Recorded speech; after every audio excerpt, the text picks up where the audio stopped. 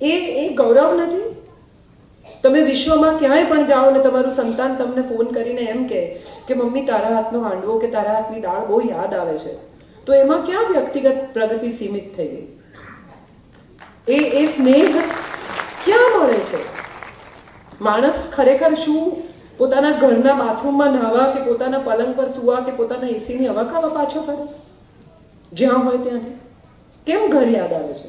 કારણ કે ઘરનો સ્વાદ યાદ આવે છે, કારણ કે પત્નીના હાથનો બનાવેલા ખાવાનાનો સ્નેહ યાદ આવે છે, કારણ કે ઘરમાં જે સગવડ અને વાલ મળે છે એ યાદ આવે છે.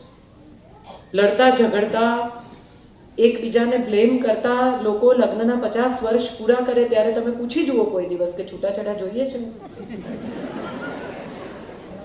ત્યારે પણ એમ જ કે ના ના છૂટા તો નથી પડવું. સ્નેહ અકબંધ છે. આ તો બે વિરુદ્ધ પ્રકૃતિના લોકોને સમાજ સાથે રહેવા બાધ્ય કરે છે. એટલે બે વિરુદ્ધ પ્રકૃતિ સામ સામે સમય અંતરે ટકરાય છે. કોઈ કોઈના જેવું થાય જ શું કામ? આ મારો જવાબ છે ને હું માનું છું આના ઉપર બહુ શાંતિથી વિચારશો તો તમને સમજાશે કે આ સમોવડા થવાની રમત કરવા જેવી નથી. હું મારી જગ્યાએ જ્યાં ઊભી છું ત્યાં ઉત્તમ છું. ઘણીવાર એવું હોય કે આખા સ્ટેજ ઉપર આજે માત્ર સ્ત્રીઓ છે, રીતે ફક્ત પુરુષો હોય, હું એકલી જોઉં સ્ત્રી, અને બધા મિનિસ્ટર્સ ને પોલિટિશિયન્સ ને કલેક્ટર ને બધા એવા લોકો હોય અને એમની સાથે હું એકલી બેઠી હોઉં ને બધા એટલી આમ સલુકાઈથી મેડમ મેડમ કરે, ત્યારે મને એમ થાય કે આ પ્રગતિ છે કે હું ઘરે જાઉં ને 11 વાગે મારો દીકરો જાગતો હોય ને મને એમ કે માં પૌવા બનાવી આપને, મેં કંઈ નથી ખાધું, એ પ્રગતિ છે?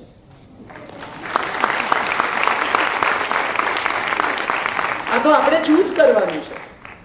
અને હું માનું છું હું ઓલવેઝ મારા સંતાનના સ્નેહને કે મારા કુટુંબીજનોની જરૂરિયાતને પ્રાધાન્ય આપીશ, કારણ કે વિકાસ અને પ્રગતિ મેં કહ્યું ને બે જુદી બાબતો છે.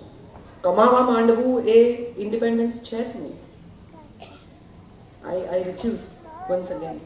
જી, આધુનિક ટેકનોલોજીના દુરુપયોગનો શિકાર ન બને અને મુક્ત વિચારધારાને બરકરાર રાખીને સ્ત્રીઓએ જાહેર જીવનમાં શી કાળજી રાખવી અગત્યની છે? ગમે તેની સાથે ફેસબુકના ફોટા અપલોડ ના કરવા. આઈ એમ વેરી સિરિયસ. ફેસબુક ઉપર અપલોડ થતા ફોટા મોનિટર થાય છે. અમારે ત્યાં હમણાં જ જે એક્સિડન્ટ થયો વિસ્મય શાહના કેસનો, એ વિસ્મય શાહની વિરુદ્ધ એનું ફેસબુક ગયું છે. એણે ફેસબુક ઉપર જે લખ્યું છે કે મને તો સ્પીડ ગમે છે, મને કાર્સ ગમે છે, મને આમ છે, એ જે કંઈ એણે લખ્યું છે એને એવિડન્સ બનાવીને રજૂ કરવા માંગુ છું. યંગ છોકરીઓ ઘણીવાર ફેસબુકના ફોટા અપલોડ કરે છે ત્યારે એમને ખ્યાલ નથી આવતો કે એનો શું ઉપયોગ થઈ શકે છે. ચેટિંગ ગમે તેની સાથે, યંગ બાળકો પણ શું, ઇવન સ્ત્રીઓ કે પુરુષો પણ હવે તો આ ચેટિંગની દુનિયામાં પ્રવેશ્યા છે. અને આપણે સામેની વ્યક્તિને જોઈ શકતા નથી. એ એમ કહે છે કે હું સ્ત્રી છું, એ સ્ત્રી છે કે પુરુષ એની તો આપણને ખબર જ નથી. હમણાં જ થોડા વખત પહેલાં એક જાણીતા અમારા પત્રકારની સાથે ચેટિંગમાં એક ભાઈ મિત્રતા થઈ, એ લોકો કોફી પીવા મળ્યા 1 વાર 2 વાર 3 વાર, અને I am sure she must be in a little flirtatious conversation. એટલે એ ભાઈએ એમને એવું કહ્યું કે હવે તું મને 50,000 રૂપિયા આપ, નહીં તો હું કોપી ચેટ કરીને તારા વરને મોકલી દઈશ.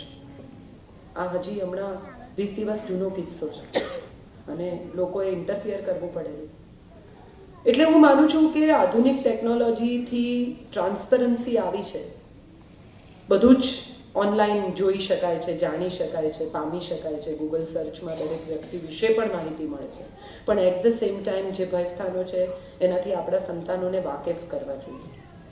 ફેસબુક નહીં કરવાનું એવું કહેવાને બદલે એને એમ કહેવું જોઈએ કે બેટા ફેસબુક કરતી વખતે આટલું ધ્યાન રાખજે. આ બહુ અગત્યનું છે.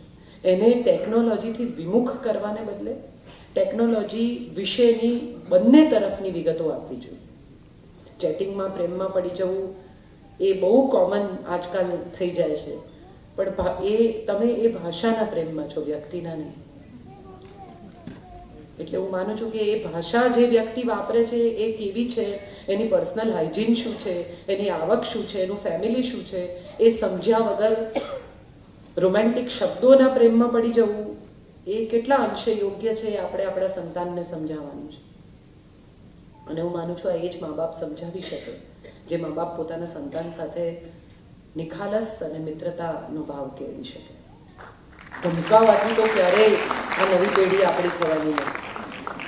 એની પાસે ઘણી વધારે સમજ છે, કારણ કે આપણે આપણા ડિવાઇસ લઈને જવું પડે છે. બેટા સમજાવ ને આમાં કેવી રીતે કરવાનું. એટલે જેની પાસે આપણા જ ડિવાઇસ વિશે આટલી સમજ છે એના ડિવાઇસ આપણે કેવી રીતે ખોલવાના?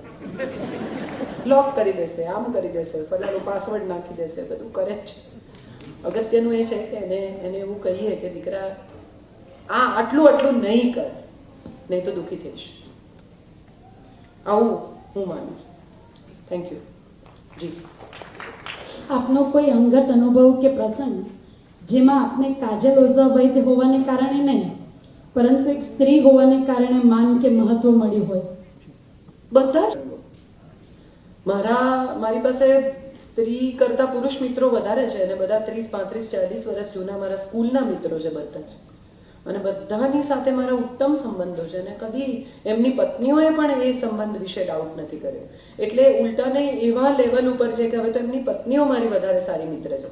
એટલે ઘણીવાર એવું થાય કે મારો એક મિત્ર છે નિસર્ગ, એની પત્ની હિના મને ફોન કરીને ફરિયાદો કરે, આમ છે ને તેમ છે ને આવું કરે છે ને ટાઈમસર નથી આવતો. બધું પતી જાય પછી હું કહું કે જો બધું હું સાંભળીશ પેશન્ટ હિયરિંગ તરીકે, પણ મારી લોયલ્ટી તો નિસર્ગ જ છે. એટલે હું નથી, પણ મને તો બધે જ, મને કોઈ દિવસ સ્ત્રી હોવાને લીધે કડવા અનુભવો પ્રમાણમાં ઓછા જ થયા છે. હું એવું માનું છું કે મેં કદી પુરુષ સાથે હરીફાઈ નથી કરી, એટલે પુરુષ મને હરીફ નથી સમજતો. I generally respect men when they are around. I don't throw my weight, I don't misbehave. So I expect the same behavior from other people. હું બને ત્યાં સુધી સહજ રહેવાનો અને સામાન્ય રહેવાનો પ્રયત્ન કરું છું. હું સહજ અને સામાન્ય છું વ્યક્તિ તરીકે. સો આઈ પ્રિફર કે હું સારી રીતે વર્તું તો કોઈ ખરાબ રીતે શું કામ વર્તે, અને કદાચ વર્તે તો એને જવા દેવામાં આપણી ગરિમા છે.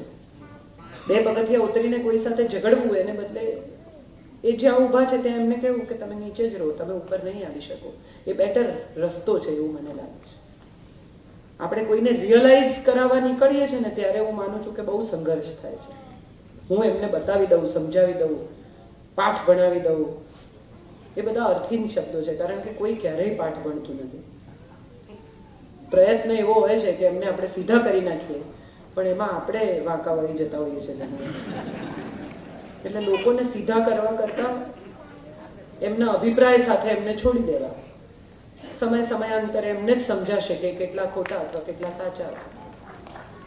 જી.